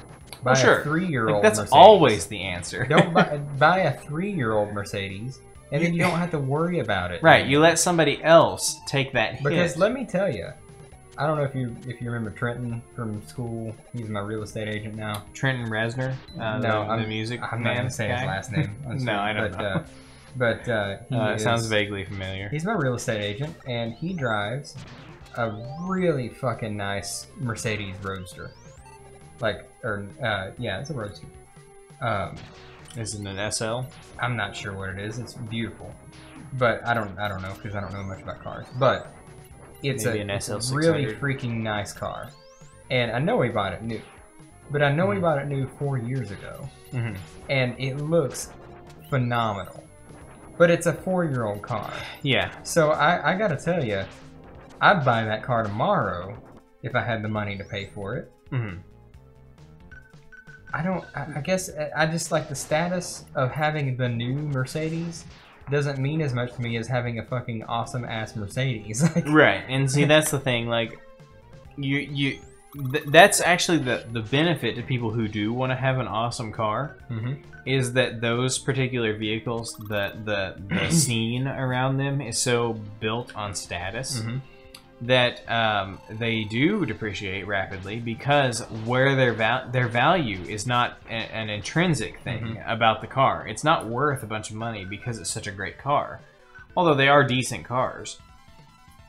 What they're worth, their value is derived from the status that they give you when you have one, which means that when they get old, they have no value anymore because they don't have the status value anymore. Because now it's the old model. Except that... But they are awesome cars. They're still awesome cars. So that's the thing. So the value is not based on status anymore. So if you want to own awesome cars, you can. You just have to be willing to buy an the older version of it because it's still awesome, but it has lost all of its status value, which means that now it just has the value of being a cool car. And for people who don't care about status, who are not in careers where status apparently really matters to them, because I'm sure that to the real estate agent, it's important to look like you're successful, because looking successful is probably just as important as being successful. Yeah. As far as your clientele is concerned, they want to know that they're working. Financial services, if you're like a stockbroker who drives a 98 Honda Civic, you probably aren't looking that good to your clients. Right, and I think that a lot of that image stuff is not even necessarily just people having bad priorities. It's in a lot of those businesses, it is important to your career that you look successful because that implies that you are good at your job. Right. But as a nice, knock-on effect for everybody else in the world who doesn't have to have that kind of requirement, you can get a cool car for cheap whenever that car no longer has the status attached to it anymore. Right.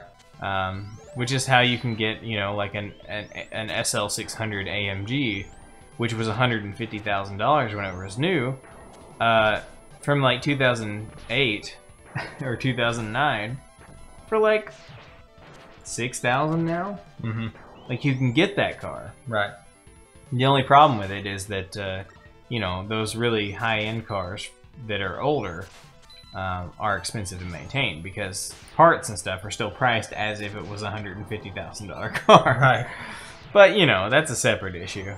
A lot of it has to do with how much you're able to do yourself, and that's more of a DIY kind of situation. But, it's cool, though.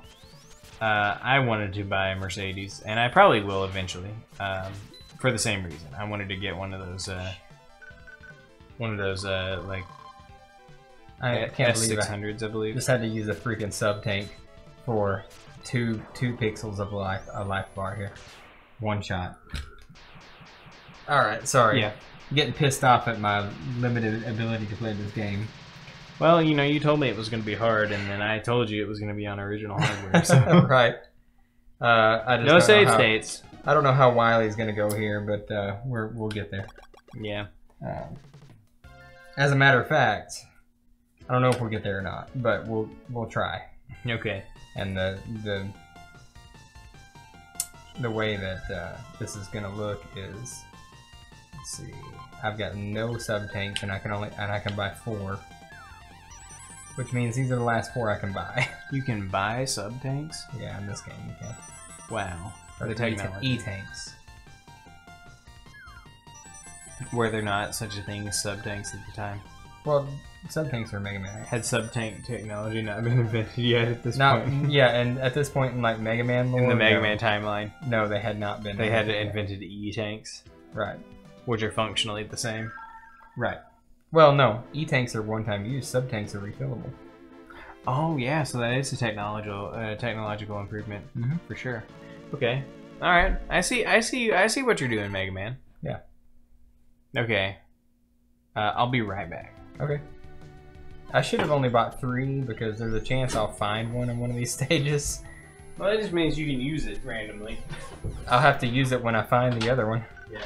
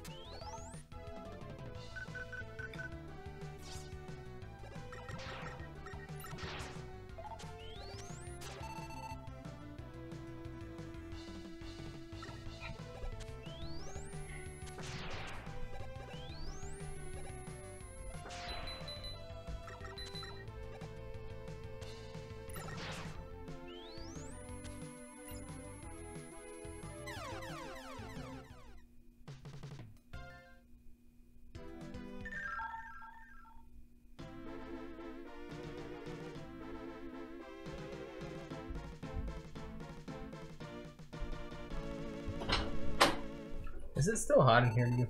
Yeah. I'll tell you why. Why? Because Jordan turned off the air conditioner. It's significantly cooler out there than it is in here, though. Yeah. Because when you open the door, like a rush of cool breeze comes in. Yeah, it gets hot in here for some reason.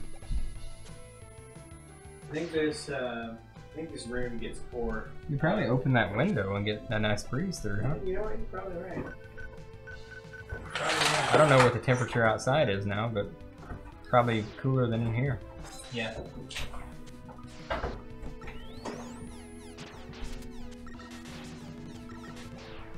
Well, anyway. And this room desperately needs a ceiling fan. It does, and it's gonna get one. I don't think I've ever seen a modern house with no ceiling fan in a bedroom. Yeah. Well, they cheaped out here. That's all I can say. Yeah. Yeah, it's gonna get one. I plan to do that here soon. Like real soon. Yeah. But you know, gotta go buy one. So Right. and right now, I'm trying to figure out what I want to do about a lawnmower. Oh, right. You gotta start mowing your own lawn. Yeah. Is this your first lawn? This is your first lawn. Oh. I mean, I've mowed plenty of lawns. Oh, no, I know. I'm just saying. The first one that's lawn. mine. That's like actually my responsibility, not a responsibility that's been pawned off on me by my father. Right. Speaking of which, there aren't that many more years to go before I get to do that to my kid. Yeah, that's good. Hey, can you pass me a Who Garden also? Yeah. That sounds good. He, you know, he's going on 8 now. I think about the time he's 10 or 12. I'm just gonna make sure you got a lawn by then. Oh, I'll have a lawn later this year. But you know, let's see. When did you start mowing the lawn? Well, I was probably mowing. You weren't mowing when well, I was 16, 17. I was mowing the lawn for the most part. I would say I was probably started mowing the lawn maybe around 8 or 9 or 10. Yeah. 8 to 10 would be my guess. Yeah. That would be the range I would guess, because I know I mowed it. I mowed it for a few. I exclusively mowed the lawn pretty much for a few years before we moved. You exclusively mowed the lawn? Well, more or less. Pretty sure I mowed the lawn some. No, Jeremy, you later, like a few years before we moved. Oh, when I had a job. You went to a custody arrangement where you were like half and half with your dad. Right. And so you were not around very often. I was, and then you were working. No, because at the same time you were working and driving. So we hardly ever saw you for like 2 years. Yeah, that makes sense. And during that time period, I was mowing the lawn. Right. Because you weren't there. Yeah. And one of those years, the lawnmower broke, and then Dad didn't replace it with a riding mower broke, and I had to push mow the entire lawn. Dad tries to downplay that. He says that was half of a summer. That was not half of a summer. That was the remainder of that summer and a full summer after that I mowed the lawn, because he just did not replace the riding mower. And like what? Why? I'm sorry, but that's that was like an acre and a half or bigger yard, right? It was a 2-acre yard, but there was a portion of it that didn't get mowed because it was still completely wooded. But we had to go out and weed eat that part of it. So there was a probably like a quarter to a half an acre of that yard that had to be weeded. Right. Well, that's not easy. Right. It doesn't make it any better. Yeah. No, that makes it worse. That's actually worse. But, anyway, he tries to downplay it, but branching paths here. Which way do you think I should go? Oof. I don't remember. I don't know. That looks like they didn't complete the sprites down there on those little bomb-looking things. Well, they're spikes of some kind, but there's definitely 2 paths here. Because there wouldn't be just some regular, or some random spikes if it weren't one of those drop through the spikes maze things. Mm-hmm. I'm gonna go this way. It's pretty exciting. It looks pretty. Oh, come on now! Pretty easy. Don't give me water physics and then not let me reach that one up. Wait, well, what would be the way that you get to it? Just use the coil or something, I guess. Oh.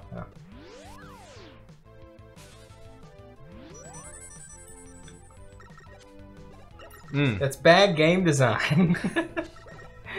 I mean, I'll tell you what has good game design. Freaking Shovel Knight. Aaron Hansen, I'm sure, loves Shovel Knight. Yeah, I got that life right before I I'm sure that was worth it. Well, okay, I can tell that was worth it. You think I should still go the same way? I don't know, man. It's up to you. I'm going to try the other path. Let's see. Who knows? Might be better, easier, more productive.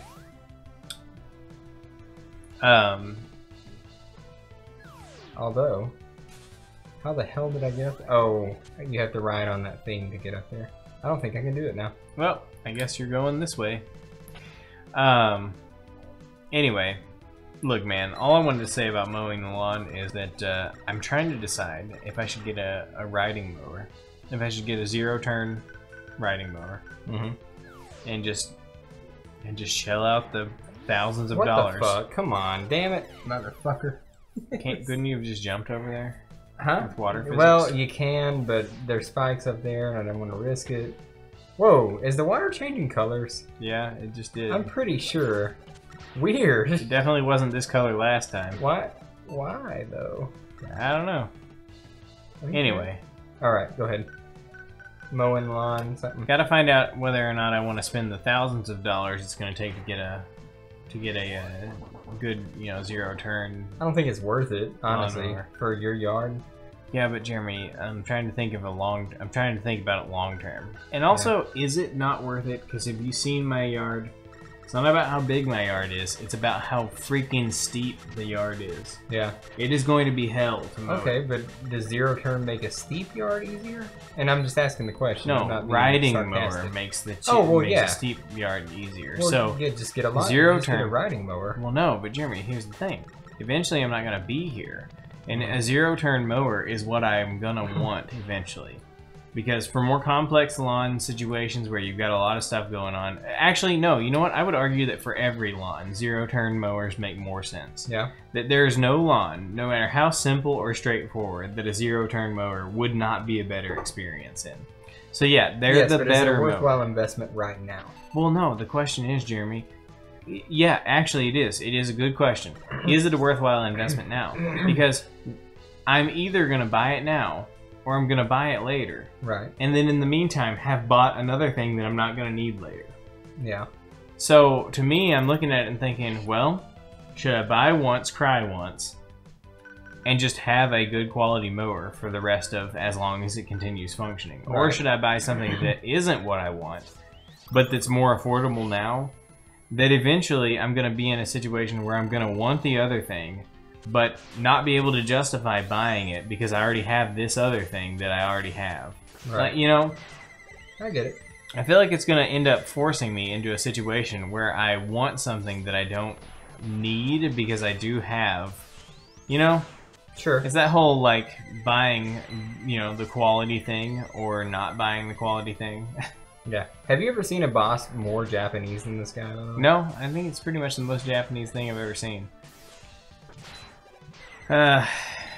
It's tricky. I've got to make a decision real soon because it's going to have bearing on other things that I decide. Right. And I have to start mowing the lawn. So, like, I'm on a timeline here. Yeah. But I don't know, man.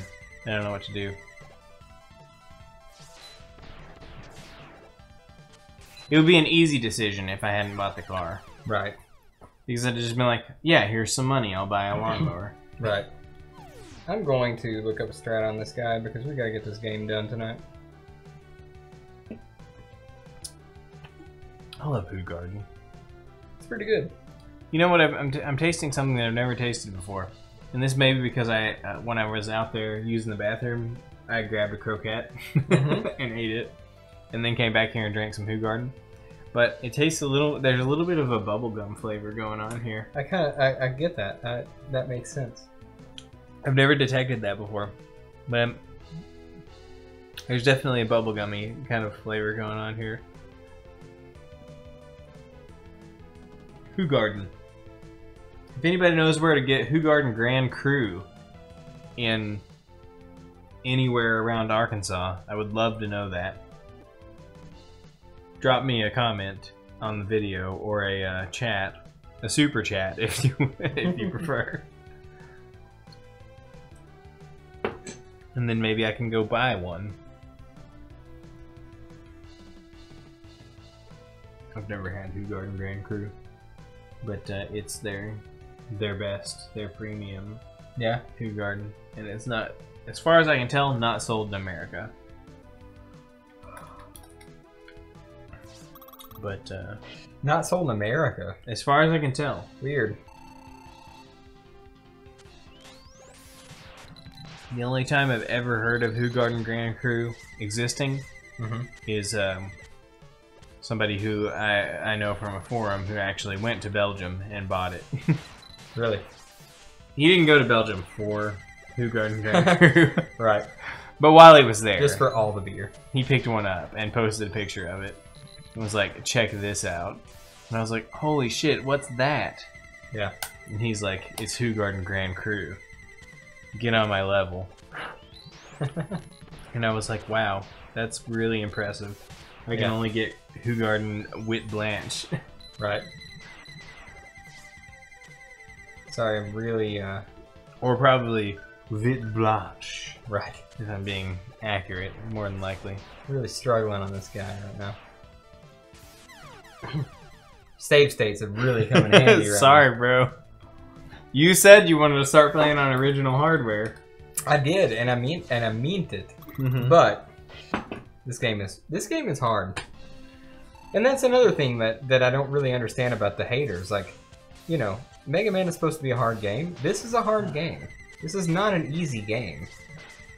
But is it Nintendo hard? Yes. I mean, you saw me beat the other 6 Mega Man games. This game is not... Yeah, you do seem to be having as much trouble as any of the others with this one. Wonder if we can get a little save state adapter whipped up for you here real quick. Right. Ah, I forgot to even look into that. Fuck my life. I thought I had him. I would have used an E-tank. Damn it. Well, we're just gonna be here for a while. Apparently. That's what I think. This is the last stage. I mean, this is the last one. So, then I got Wily, which is the hardest Wily of any. Well, Wily 7 is you know, known by many as the hardest Wily of the series. And it must be something else besides how difficult the game is that makes people not. Yeah, I mean, the biggest complaint I've heard is the size of the sprites, and honestly, I don't really care that much. Maybe I'm just not hardcore enough. Maybe. I don't know. The only thing I can see about the sprite issue is that it makes it feel more like I said before, a Game Boy game. Yeah, but it doesn't feel like a Game Boy game when you're playing it. That's the thing. Well, Game Boy games are clunky and hard to play. Well, no, I mean, I don't think that's necessarily, like, inherently true of Game Boy games. Like, just that a lot of Game Boy games are bad. Yeah. But, like, the larger sprites on the screen and the smaller, like, movement area and ability to look forward, that's, like, a real thing that people, you know, do or don't have a preference for. Yeah. I guess I don't have a preference. I guess, like, I feel... When I'm playing this game, I feel like I'm playing Mega Man. It doesn't... There's nothing that's taken away from this game because of the size of the sprites or the art style or anything like that. I feel like I'm playing a Mega Man game when I play this game. I like the art style in this game. No, I gotta say, Mega Man looks a little derpy. I mean, look at him. I think he looks great. Look at him. And he looks very Keiji Inafune. He does this weird, like, thing with his head. He's looking around. He's just trying to see what's going on. It looks very Inafune to me. Yeah. I guess. It's like this was his chance to really, you know. Doesn't it look like he's got his head like kind of hunched over there, like he's hunching his back over or something?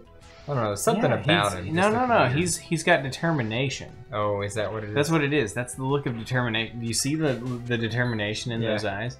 That's a man right there. That's a Mega Man, you might say, who's got a plan. Right. You know, he's on a mission. He's on a mission. Yeah, I guess so. I don't know. I've always, even as a kid, I thought he just kind of looked dumb in this game. Look, I think that those Spring Eye guys look kind of dumb right there. Like, if you're trying to criticize who looks dumb, that's classic Mega Man. Those types of enemies are classic Mega Man type enemies. Sure, but that doesn't take away from the fact they look pretty derpy. That's all I'm trying to say. What, that Spring enemies look derpy? Well, that most of Mega Man's enemies look super derpy. Yeah. Mega Man X, I think, is better in that respect. Mega Man X is a far superior series as far as like gameplay and art style and everything considered. However, they really pulled out all the stops. There is a lot of magic. There's a lot of magic in the old Mega Man games that you don't get from the X games. Like the whole Robot Masters thing compared to like I mean the Robot Masters were supposed to have had like personalities of their own, whereas the Mavericks are just crazed robots. Yeah, that's all they are. They're just crazed robots. Like, the Robot Masters each kind of have their own, like, little personality and style. And the Mavericks are just robotic animals. Right. You know what I mean? Yeah, I get that. Well, maybe that means that there should be a Mega Man, you know... Maybe there should be a new series. Yeah. I'm excited for 11. I think they have the potential to do a good job with it. Well, I think that Mega Man needs a new series. There are so many new series that I think that the key to success would be to continue in a good fashion, continue the old series. Because there's Mega Man 0, because they'll never. there's Mega Man ZX, there's Battle Network, and Command Mission. But here's the thing: they won't ever update the gameplay aspects that were improved in X into the classic Mega Man series. Right.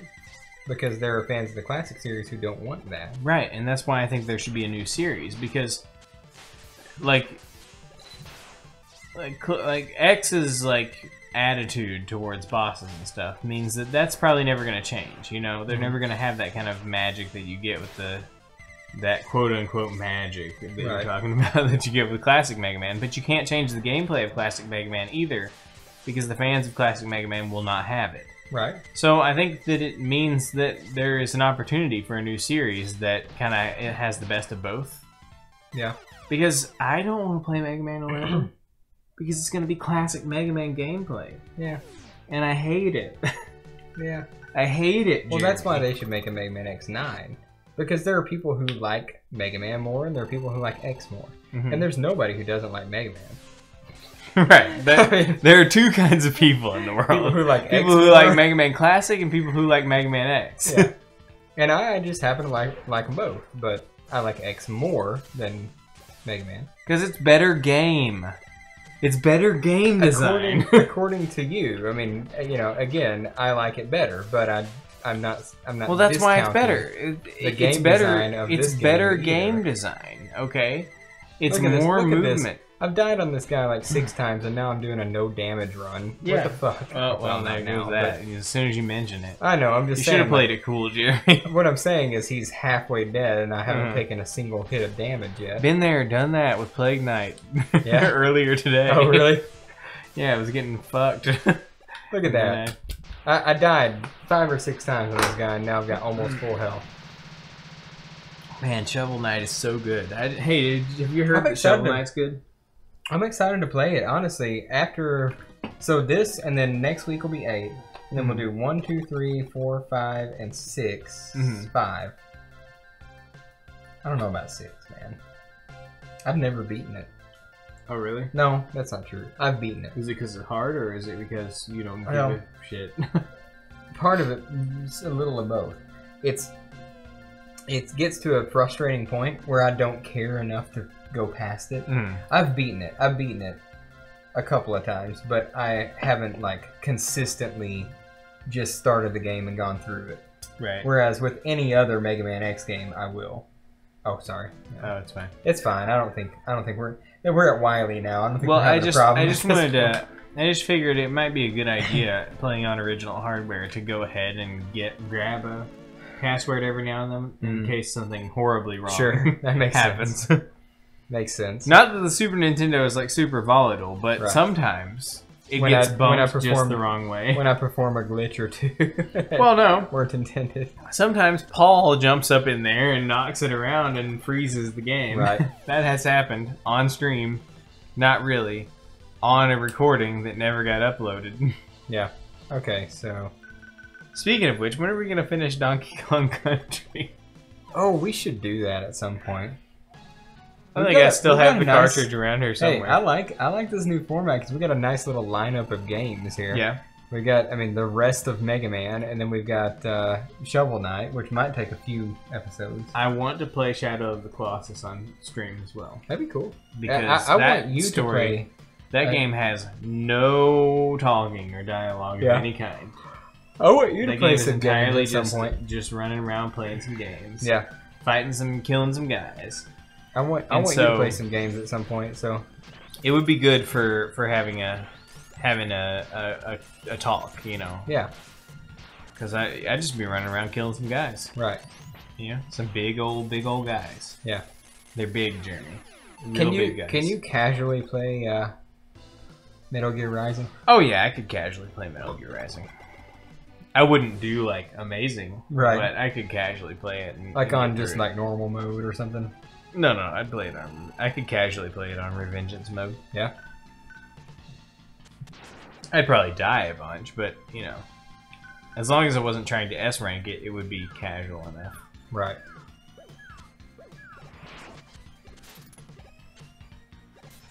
I could probably beat it in like 2 or 3 streams. Yeah. No, probably 3. I'd probably say 3 streams minimum Yeah. on a casual run. But yeah, I mean, yeah, sure. I would like to, because it is my favorite game. Yeah. So, definitively, my favorite game. Man, I do not have a good strategy for this guy. Looks like you're just He's a getting. massive pain in the ass. Looks like you're just getting blobbed. Well, the blob thing. You're getting Nickelodeon gacked. The blob. Oh, thank God. The blob thing is totally random where it drops from, and I don't know how to avoid it. And then if you get it, you have to move around like fucking crazy to get it off of you. And if you don't, you can't fire at him until he slashes you. This so is kind of a basically, crazy. You kind of have to take damage on this guy. There's not really a good way not to. Right. This is kind of a crazy boss rush situation. Don't you normally get to pick which boss you get to go to first? Well, yeah. What order? No, I can do that. Oh, it looks like you're just being like elevator down to. Oh no, I did that. You have to. You move the elevator up and down. Oh. I'm just going in order of the capsules. Okay. I don't really care which is which. All right. To me, it looked like they were like taking you through a linear sequence. Right. Oh, and here you can't do the quick kill glitches on the boss rush, obviously, Right, because you're not there's no walking way through to- the boss yeah. door. Yeah. See how to actually fight them. Wow. What a concept. No, it would be nice though if you could do the quick click kill on 2 or 3 of the bosses. Yeah. Not that this is a particularly difficult thing to do. No, I mean, just it's hilarious that we're talking about this actually. right now. Right. Man, it would be so much easier if you could quick kill this guy. Man, so much skill and talent is being required right now. And the look on that guy's face as he's dying, he's like, holy shit, I'm the worst design. He's like, I got you, Mega Man. Boom. Okay, this time. Boom. This time. Oh, fuck. I really suck at this. Dr. Wily, why did you do this to me? You designed me to be killed. Yeah. Basically, yes. The other guy had at least had the Nickelodeon gack that he could put on people. Right. Well, what was the plan with me? It is pretty sad, actually. It's like a Cloud Man was Dr. Wily's like funny joke. Right. he thinks he's a serious robot master. Oh man. Yeah, kind of sad. Not a lot of faith put into Cloud Man. One thing I really like about this game is the boss's reactions to their weakness. What do you mean? Well, in every other Mega Man game, it just hurts them more. But you know, I mean, you'll see. Here, I'm gonna hit him with his weakness, and you get this nice little thing. Okay. You know? Like he like springs flying out of him, and you can really tell you really did. Like you know for sure that this is really his fucked him up, weakness. you know. And they always have a severe reaction to their weakness, compared to every other Mega Man game where you hit them with a weakness and it just hurts them more, and you're like, oh, that must be the weakness. Right. You know, this is more animated. Well, they had more kilobytes of memory, so they could do things like that in the Super Nintendo. The Super Nintendo was slightly more powerful than the NES. Yeah. So had those capabilities. Didn't have blast processing though. Right. So, you know. But I'm thinking back. Let's see.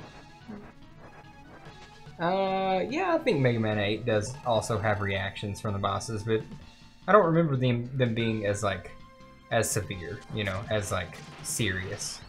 So would you say this is the definitive Mega Man, like next generation Mega Man game? I would say it was the most revolutionary when it comes to changes in gameplay and style. Sure. Because Mega Man 8 was just adding more onto what this already was. I wonder what Mega Man 11 will do for that landscape, because that's interesting to think about. Because when you think about Mega Man 9 and 10, they were basically just trying to be NES games. Right. So they didn't further any innovation, really. No, they were nothing just super special or cool about. Oh shit! They were just NES games. They were for the PS3, right, and Wii. And probably Xbox 360. I don't know. Probably. Right. Probably Xbox 360, but you know. But that's kind of weird. And it's kind of weird that Mega Man 11 is like trying to be something new. I think Mega Man 9 and 10, while a good effort, in my opinion, weren't the best games. Yeah. And A lot of people really love them. I know they do. Like treat them as it's like they true seriously classics. ran out of ideas. I mean, come on. Sheep Man, fucking Sheep Man. Yeah, It's a sheep. I hear you. His name is Sheep Man. I hear you. Kind of like Flame High and Hard. Yeah. I And mean, Tornado really, Tunyon. that really is like the low point in Mega Man X classic series, and this is Sheep Man. He's got to be the low point in the Mega Man series. Yeah, but what about Centaur Man? That doesn't make sense. I like Centaur Man. Yeah, but Centaur Man though. But think what are you gonna call him? Centaur? But think about Just it. fucking though. just call him Centaur. But think about it though. I know I get the point, but think about it though. every dude, Game Dave really, you know, I gotta bring up Game Dave. I don't every care time. about Game Dave. He loves this game, right? I He give loves no- it. But I give he zero brought it up. shits about Game Day. He brought it up though. He was like, "Wait a second, Centaur Man, Centaurs. So Centaur Man, a robot.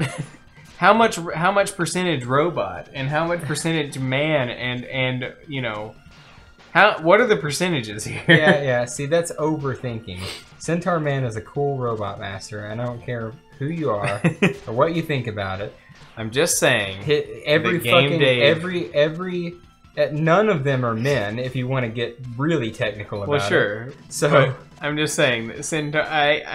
I get where Game Dave is coming from. It's pretty funny that they chose to name a robot master Centaur Man. yeah, well, It's a little redundant and also probably not accurate. so what do I need for this fight? I need freeze. So get me some freeze. What else do I need? Thunderbolt. Okay. All right, get ready to watch me rage quit because it's really late and I'm not gonna do this over and over. Okay. So what you're saying to me right now is that you're gonna beat him on the first try. Yeah, could be. Well, I'm looking forward to it. Man, this is a real slow intro. It is. And this is not the hard part, by the way. The capsule, the Wily capsule. It looks pretty hard. I don't know if I could do this. I probably couldn't. Well, I would do a lot better if I would actually fucking slide under him instead of getting hit by him.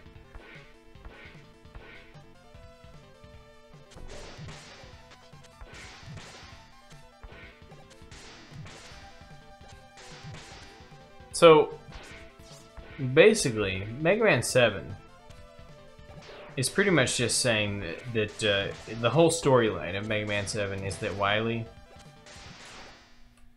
has low self-esteem. Is that what it is? Mm-hmm. Okay. Well, the crux of the story is that he built all these robot masters in this game based on the idea that he knew he was going to fail.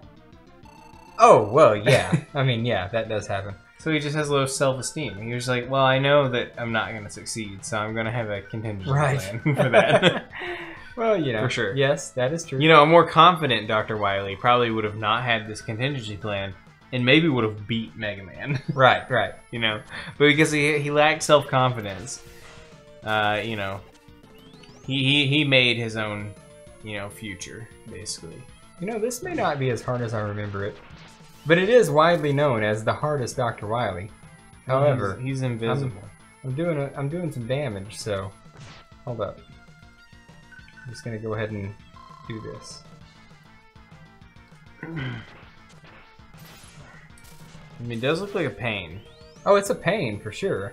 And dodging his projectiles are just it's pointless to try. But it's not as hard as I remember it. I'm gonna have to use all my E-tanks, I'm fairly certain, but I'm not gonna die on them. Well, based on your current progress in the battle, I think it seems pretty reasonable that you'll make it through, though. Yeah. Basically, what I'm doing right now is I'm expending all my E-tanks and my special tank. If that happens and I don't end up beating him, this is gonna be the end. We're gonna call it. Right. Because I can't go back and farm for more E-tanks. That's hours of work. So yeah.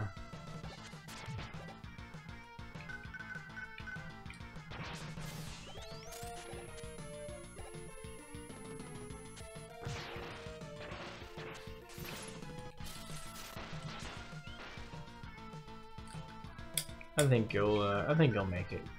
I think I've got this little S down here is an E-tank as well. Okay. That fills up your weapons and oh, nice. So. It's like a mega. It's like an elixir. It's like a mega elixir. Sure. Yeah.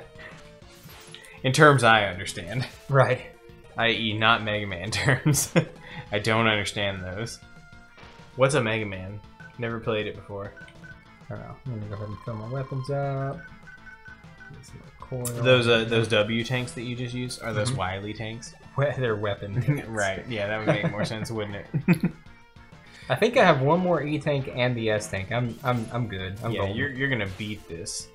We say, as unexpectedly. Oh no, it's happening. I'm gonna play it safe. Fill up now. Go back to my weapon. Keep the charge. Hey, you dodged those projectiles. I did. That was oh. Wow. You know what I think you should do? You should no damage this. Freeze cracker. Here we go. No damage. Yeah, that went out the window a long fucking time No. What I'm saying is that clearly it's possible. So you need to restart this and no damage this boss battle. Sure. Oh yeah, I got it right now. Sweet action. Oh no. Sweet. Okay, did it one try. That's easy. Good. Mega Man 7, easy. Not Nintendo hard. More like Super Nintendo hard. It's still considered the hardest Wily, and I gotta say, I don't know that I've ever used 4 sub-tanks on one Wily boss, except for in this Oh game. no, what's he saying? Oh shit. We'll never know. You actually are missing out on one of the most interesting dialogues of any Mega Man game. Is that true? It is true. Oh wow. This is the only time where Mega Man actually, or any robot, actually breaks the third law of robotics, whatever, which is that a robot can't hurt a human. He's basically telling Wily, "I'm gonna do what I should have done a long time ago. Yeah. Die, Wily." Sick. How hardcore. And then he ends up not doing it. No. That's what he's saying right now. He says, "I'm gonna do what I should have done a long time ago. Die, Wily." Right here. Dang. And then he gets interrupted. So. Earlier he was making empty threats, but what he was saying there is basically, I'm going to kill you. What caused him to stop charging his weapons? Wily said, "Don't forget, you're a robot. You can't hurt a human." And he said, "I'm more than." That's what he says. "I'm more than a robot. I am more than a robot," which basically means that Mega Man intended to kill Dr. Wily right there. He had murderous intent. Yeah, there have been theories. There have been all kinds of theories on this ending dialogue that you're not getting to read. Man, I'm so excited about all this corrupt text I'm looking at. What's Bass's deal in this game? Well, Dr. Wily created him, but he's flawed in that while he's serving Dr. Wily, I think secretly he kind of wants to be a good guy. This is badass, by the way. Sick. I mean, look at his face. He's like, fuck, 7th time I've done this bullshit, and Wily's still out there. Wow, even the credits are glitched. They are. Holy crap. Because these aren't Japanese characters. Nope. Wow, we fucked the game bad. Yep. I'm curious if we load one of these passwords. Hopefully, I just want to know. We're gonna have to load one of these passwords that I saved a picture of because I want to see if this is just because of the glitch you caused, or we can do that. We can do that after. Yeah, because this is. I mean, I don't think that's what he's called. No. Oh, by the way, for anybody who is watching, this is the English version of the game. Yeah. That's not Japanese. This is just the English version of SimCity. I mean, Mega Man 7. Yeah. So, God, that is the most pissed off look I've ever seen on somebody's face. yeah. It's less like this like look of resolve, like I've finished something, but more of a look of fuck. Yeah. Like, fucking again. Like, fucking, this was gonna be the time. Yep. Well. Oh yeah, hey. he's clearly pissed. Look at his mouth and everything. Yeah, he's going. Yeah. Well, hey, you know, thanks for watching, everybody. This has been quite a saga, and it's not over. Yeah. We got Mega Man 8. I was hoping D-Man would pop in so I could talk about his awesome stick art, but maybe next time. Well, I'm sure that we'll probably catch him next time. I'm guessing that maybe we just started past his bedtime. Yeah. This time, and then next time. It is very possible. Does it look like there's a demon bat in the top of that? It does. It really does. It has been looking like that the whole time. Yeah. And I've been. It's not just me. I've been seeing it. It doesn't and look I've been like thinking, fire. oh shit. Yeah. Seems pretty serious. Man, these credits. Good job for My favorite. Yeah. My favorite Japanese person. Yeah. So this is the first time I've ever paid attention to Mega Man's facial expressions, but they change every time. Yeah. He was pretty pissed, and then he got like introspective, like he's thinking about his life, you know. Yeah. Oh, now he's pissed again. Okay. Yeah. Well, he started thinking about his life, and then he got pissed again because then he realized, shit, I've been doing this like 7 times. The question is like, how chafed are his legs at this point after rubbing against each other every time he takes a step that many times? Look at this. Look. I don't know, man. You know, check him out. Like, yeah. Oof, yeah. man. See, now he's got the introspective. Like, what am I doing with my life? Yeah. Like, all the while, he's not getting any farther away from the burning castle. Well, it's amazing how long that explosion has continued, Right. continuously been an explosion. Yeah. Those are usually over pretty quick. Yep.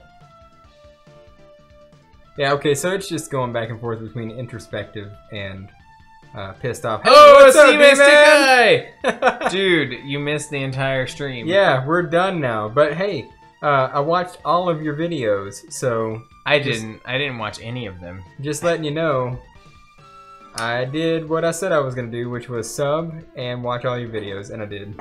I didn't do anything, and I made no claims that I was gonna do anything. So Mega Man's Paper Adventure, fucking awesome.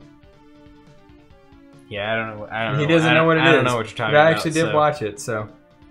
Well, D-Man Stick Guy, I'm sorry, but you caught us at the end of the stream, and it has to end because we both got to work tomorrow. Yeah. So, but we had a great talk about millennials and how entitled they are. So I'm sure you'll probably be able to understand. I don't know how old you are, D-Man, but not sure if you'd be considered a millennial or not. But don't make the same mistakes that other millennials make, man. Yes, you should watch the VOD. Yeah. And understand what we're saying, because we're trying to make sure that you're in a better place, you know. Yep. A better starting point. Yeah. In life, than most. If nobody gets anything else from this stream, it's going to be the sage advice of 2 guys who haven't quite made it yet. Right. Exactly. All right, so that's it for the stream. But join us next week for Mega Man 8. We will be talking about something interesting. Maybe we'll continue this subject since we didn't really, do much justice to it. But we did have some interesting conversation. Oh, and we will be playing Mega Man 8 on original hardware also. So Sweet. That's important to note. So that whatever glitch Jeremy causes on that one is also going to surely affect Just seriously fuck up the game. The situation. I don't know. I've done that glitch so many times, but I've done it on emulators that I've never seen all this. So I like how it's Capcom 62. It's like 62. Yeah, pretty sweet. I love it. It sure is. Yeah, man, trademark or something, right? All right. Well, hey, thanks for watching. We'll catch you next week. Goodbye. Later.